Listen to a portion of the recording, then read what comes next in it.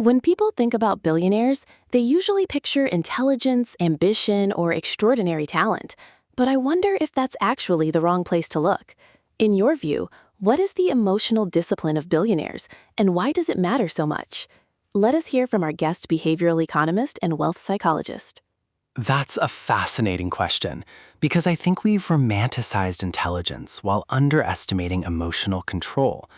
When you study people who've built lasting wealth, not just made money once, but kept growing it. When people think about billionaires, they usually picture intelligence, ambition, or extraordinary talent. But I wonder if that's actually the wrong place to look. In your view, what is the emotional discipline of billionaires, and why does it matter so much? Let us hear from our guest behavioral economist and wealth psychologist. That's a fascinating question, because I think we've romanticized intelligence while underestimating emotional control.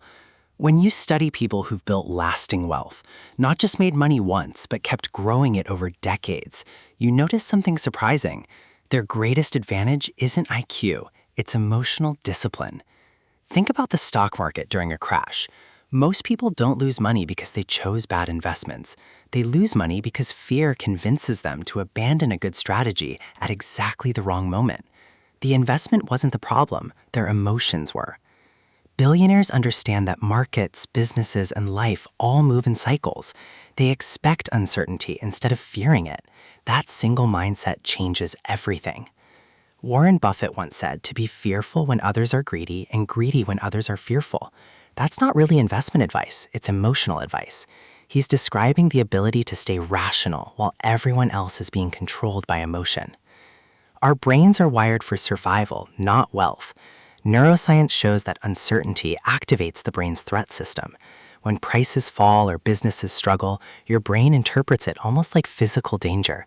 That's why panic feels so real. Billionaires don't have different brains. They've trained themselves not to let those first emotional reactions make their decisions.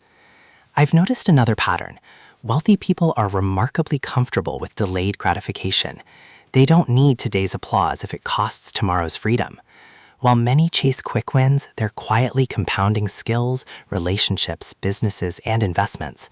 It looks boring from the outside, but that's exactly why it works. Failure is another emotional test. Most people see failure as evidence they're not good enough. Billionaires often see it as expensive education. That shift in interpretation changes whether you quit or improve. Perhaps the greatest emotional discipline is patience.